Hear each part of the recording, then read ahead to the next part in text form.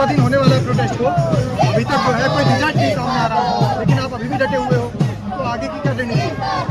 आगे की रणनीति यही है कि डटे रहिए, जब तक सरकार, जब तक धर्मेंद्र प्रधान इस्तीफा नहीं देते हम तब तक डटे रहेंगे। और वैसे मुझे तो ये लगता है कि अगर 30 दिन भी हम बैठेंगे तब भी सरकार से इस्तीफा नहीं आएगा, ना कोई अकाउंटेबिलिटी आएगी, ना कुछ आएगा, बट फिर भी हम बैठे तो रहेंगे, अपना राइट है, हम एक्सरसाइज करेंगे जब तक कर सकते हैं। लेकिन रीटेस्ट हो चुका है, नीट का एग्जाम हो चुका है, उसके बावजूद भी प्रोटेस्ट करना, तो नीट हो चुका है, लेकिन हम बच्चों का क्या, जो 17 बच्चे मर गए, जो 17 बच्चों ने सुसाइड कर लिया, उन बच्चों का क्या? नीट तो आपने कर दिया, करने को तो आपने बहुत कुछ कर दिया, लेकिन उन बच्चों का क्या जो 17 बच्चों ने सुसाइड कर लिया, उनके लिए कौन जवाबदेही देगा? सर, वही मेन मुद्दा इस मूवमेंट का वही है कि आप अकाउंटेबिलिटी लीजिए। 17 बच्चों ने सुसाइड किया है, उनका संज्ञान लीजिए। मांग क्या है? धर्मेंद्र प्रधान का इस्तीफा। हाँ जी, धर्मेंद्र प्रधान का इस्तीफा, अकाउंटेबिलिटी। आप बताइए कि आपके, अच्छा चलिए, धर्मेंद्र प्रधान का इस्तीफा हो जाता है, दूसरा कोई शिक्षा मंत्री आएगा तो भी तो भाजपा सही आएगा। वो तो देखिए, वो तो सेकेंडरी चीज है, ठीक है, उसके बारे में भाजपा से आएगा, कौन आएगा, वो सेकेंडरी चीज है, वो मुद्दा इस नहीं, जब गवर्नमेंट भाजपा की है, अगर धर्मेंद्र प्रधान इस्तीफा देते हैं तो उनकी जगह भी तो बीजेपी से कोई मिनिस्टर आएगा, तो बाकी क्या दूध के धुले हैं बीजेपी के मिनिस्टर?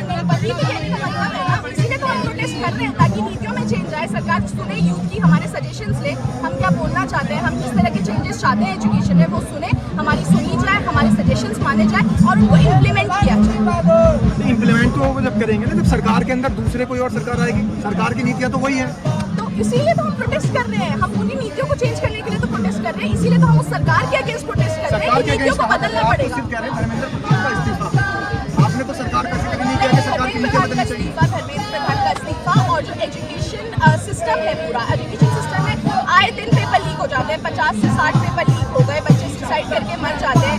आप वो प्रियम्बल इन्होंने निकाल दिया कॉन्स्टिट्यूशन, बच्चों की बुक्स से ये लोग SIR डाल रहे हैं अपने उनकी बुक्स पे, और पता नहीं क्या क्या चीज़ें डाल रहे हैं, डेमोक्रेसी हटा रहे हैं उनकी बुक्स से, उसके खिलाफ लड़ाई है।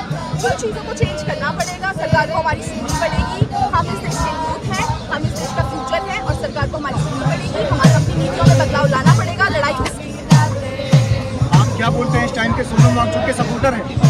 हाँ जी, सपोर्टर, देखिए पूरी तरह कोई भी किसी को सपोर्ट नहीं करता। सोनम वांगचुक जब जेल गए थे तब तो आप लोगों ने कोई प्रोटेस्ट नहीं किया था, आप कैसे सपोर्टर हुए?